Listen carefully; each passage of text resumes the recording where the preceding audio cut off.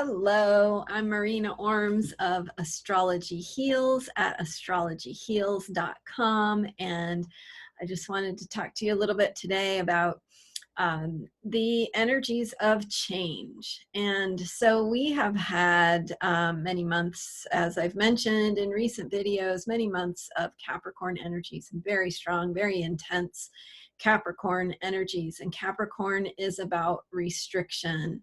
It is about experiencing our limitations, experiencing the push of our limitations to ask us to improve ourselves, to get stronger, to get better. So think about your some of your favorite teachers that you've had in your life, and do they sit around and just let you have fun? No, they push you. They ask you to step it up. They ask you to do more, to do better, to step into what you're capable of, and that's what makes them good teachers. So Saturn is the ruler of Capricorn, and Saturn and Capricorn energies are our teachers. So these energies ask us to step into what we are capable of, to stand for what we care about, take a stand for what we care about, and to create structures and plans and lay foundations for the future and the things that we want, the things we want to build, the things we want to see come into being. And so that is the wonderful thing about Capricorn. Of course, the hard thing about Capricorn is that it's hard and it doesn't feel fun, and it doesn't, it doesn't allow us to rest. So there's a lot of push and a lot of pressure on us to step into what we're capable of with all these Capricorn energies. But the thing I wanted to point out today is that we won't be in Capricorn energy forever. So each planet that is in Capricorn eventually moves into the next sign, which is Aquarius. And Aquarius is an air sign. It is about freedom. It's about thinking outside the box, rebellion against the status quo, breaking out of old molds. So we have this revolutionary energy and impulse coming our way. And the faster moving planets might spend, Mars was in Capricorn for a couple of months.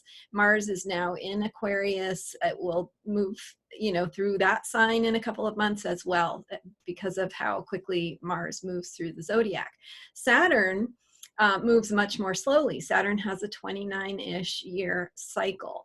So that's why we have a Saturn return at around age 29. And it stays in a sign because there are 12 zodiac signs. It stays in one sign for approximately 2.5 years. So Saturn moving out of Capricorn is a bigger deal.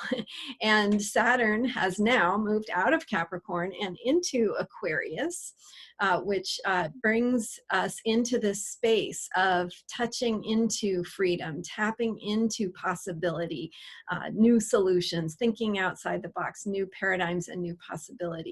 And Saturn is still Saturn, so it's asking us to make plans based on these things, to organize ourselves around them, to think long term, to lay foundations for the future.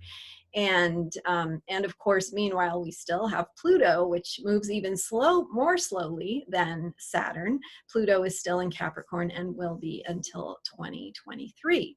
So we still have this background Capricorn energy, and Saturn, remember, Saturn's the one that stays 2.5 years in a sign. Saturn will go retrograde and we'll go back into Capricorn later this year around July 21st.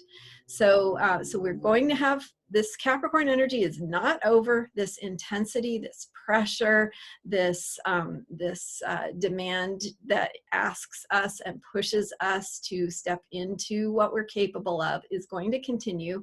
This is this alignment of these three planets, Pluto, Saturn, and Jupiter in Capricorn, is something that hasn't happened in hundreds of years. So it's a big deal, and it's happening now in a very big and very intense way. And of course, Jupiter coming through, Jupiter spends about 1 year in Capricorn. So Jupiter comes through and is enhancing all of this, Jupiter brings expansion. So Jupiter makes us feel these impacts on a global level, asks us to really question our beliefs, our belief systems, what it is we place our faith in, and how we create that optimism for the future, and what that's based in. So there is a very serious, heavy feeling to the times we're in astrologically, as well as in the world. And what I'm trying to get to, and I have to explain,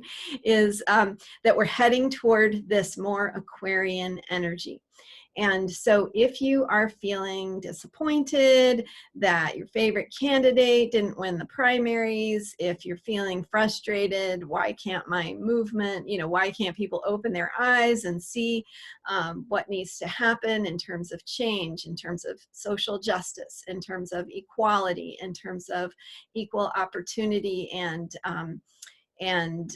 addressing long-term problems like intense concentration of wealth, etc. So having more of a communal feeling is much more Aquarian, a society where we take care of all of our members, where we care about people, where we care about all beings, and work toward a future that is inclusive, much more inclusive. So that's coming. And in this Capricorn time, we're laying these foundations of what it is we want to create for the future. So what I'm saying is that this is very much a long game.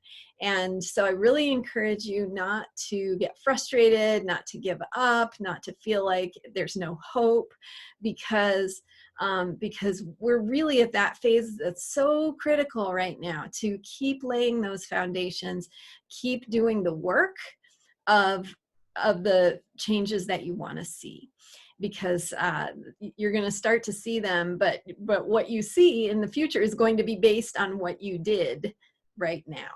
So without knowing what the results, what the fruit will be of your efforts right now, it's really, really important to put in your efforts and to work hard for what is important to you. Time to roll up your sleeves and do that planning and laying foundations and creating structures that will carry us forward into and hold the future that we want to see. So thanks for watching. I'll be back with more, and check me out at astrologyheals.com. I'll see you next time. Thanks.